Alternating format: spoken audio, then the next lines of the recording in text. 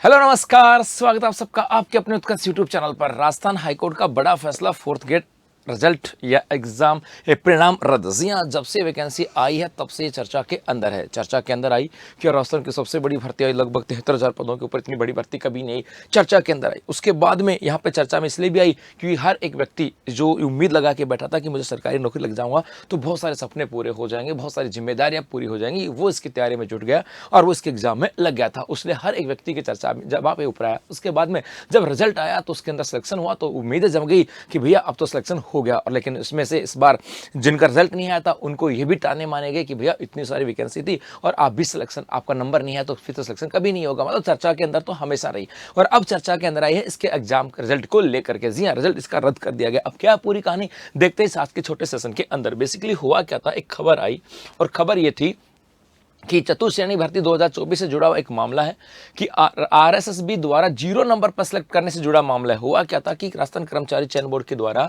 0 number पर भी select कर लिए गए थे। जी हां, जिनके नंबर 0 आए हैं उनको भी सिलेक्ट कर लिया गया। तो सिलेक्ट करने से जुड़ा मामला, इसमें कहा गया कि हाई कोर्ट ने विभिन्न श्रेणियों में मेरिट लिस्ट को रद्द कर दिया। मतलब अलग अलग कैटेगरी में जो मेरिट लिस्ट है उसको रद्द ही कर दिया गया और कहा कि जैसे एक्स सर्विसमैन की बात की गई, विधवा वर्ग की बात की गई, शहरिया वर्ग सहित की बात की गई, दिव्यांग वर्ग व अन्य वर्ग की सिलेक्शन लिस्ट को किया है डिलीट। उन्होंने डिलीट कर दिया और कहा कि हाई कोर्ट ने जस्टिस आनंद शर्मा की एकल पीठ ने दिए आदेश, कहा कि न्यूनतम योग्यता निर्धारित करना आवश्यक है। कहा कि भैया नंबर 0 आया और आपने उसके आधार पर कैसे सिलेक्ट कर लिया, उसके आधार पर हो सकता है। इसका मतलब तो ये हुआ कि भैया इतनी बड़ी भर्ती आए तो कोई पढ़ेगा नहीं, यूं ही जाकर के बैठ जाएगा और नंबर 0 आएगा और वो यूं बिना पढ़े सिलेक्शन हो जाएगा। ये तो गलत बात है ना। एक न्यूनतम योग्यता तो का मानक तो निर्धारित होना चाहिए, ये निर्धारित करना तो आवश्यक है। विभिन्न भर्तियों में भी आपकी 40% की आवश्यकता तो यहां पर भी होना चाहिए। तो याचिकाकर्ता विनोद कुमार व अन्य की याचिकाओं पर आदेश दिया गया। याचिकाकर्ताओं की ओर से एडवोकेट हरिंदर नील ने रखा था अदालत में पक्ष। बेसिकली हाई कोर्ट ने कहा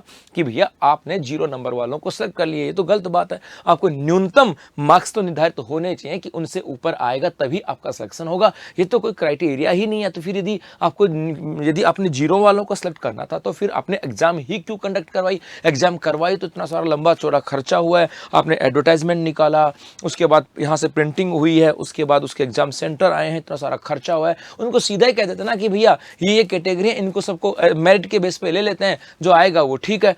ये यहाँ से मामला आया तो अपने एग्जाम करवाइए तो न्यूनतम योग्यता होनी चाहिए। और इसी के आधार पर उन्होंने जहाँ पे 0 मार्क्स की बात की उसको रद्द कर दिया। चाहे वो एक्स सर्विसमैन की बात करें, चाहे विधवा वर्ग की बात करें, चाहे शहरिया और दिव्यांग वर्ग की बात करें, ये यहाँ से आ जाता है। बेसिकली जैसे जो यहाँ पर संशोधित परिणाम की बात, जो रिजल्ट आया था उस रिजल्ट की बात करें, उसके अंदर क्या था कि आपके यहाँ पर कहा गया था कि 53,750 पदों के ऊपर वैकेंसी आई थी। 53,750 पदों पर वैकेंसी आई थी और उसके बाद में उसकी मेरिट लिस्ट आई थी। जैसे इसके अंदर आपके जनरल कैटेगरी की बात करें, जनरल कैटेगरी के अंदर एक्स सर्विसमैन की बात करें, यहाँ पर 0.0035 था। कहा कि ऑल सभी हो गया। भैया बोले ये तो कोई गलत बात है ना भाई।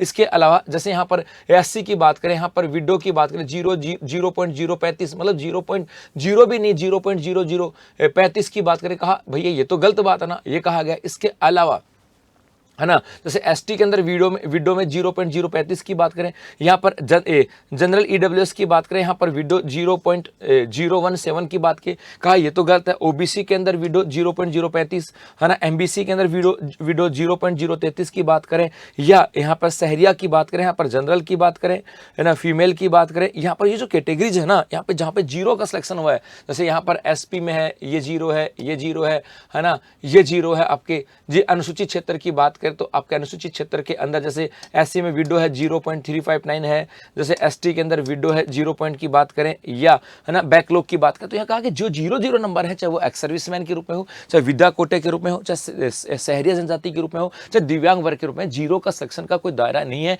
यहाँ पर न्यूनतम योग्यता होनी चाहिए थी और इसके आधार पर अब इनके रिजल्ट को रद्द कर दिया गया। इसका मतलब है जो एक्स सर्विसमैन थे, जो आपके जो विडो थी, जो शहरिया थे, दिव्यांग था, अब हो सकता है सरकार के द्वारा यहाँ पर एक न्यूनतम क्राइटेरिया निर्धारित किया जाए कि भैया 20%, 30 नंबर, 35 नंबर, 40 नंबर, और उसके बाद में फिर उनका वापस रिजल्ट जारी किया जा सकता है। मतलब जिनका यहाँ पे डीवी हो चुका है, शायद ऐसी उम्मीदें लगाई जा रही हैं कि अब वापस यहाँ पे एक न्यूनतम क्राइटेरिया निर्धारित किया जाएगा और उसके बाद से वापस से इनका डीवी किया जाएगा। तो बस ये छोटी सी खबर थी जो आपके फोर्थ के रिजल्ट को लेकर के। तो बाकी किसी को कोई इश्यू नहीं है, बाकी जिनका डीवी हो चुका है वहां पर कोई इश्यू नहीं है। सिर्फ एक्स सर्विसमैन, दिव्यांग, शहरिया और जो आपके विडो कैटेगरी की बात करें जिनके 0-0 मार्क्स थे उनको लेकर के ये मामला है और अब न्यूनतम योग्यता के साथ हो सकता है इनका नया डीवी भी हो। अभी के लिए बस इतना ही, धन्यवाद।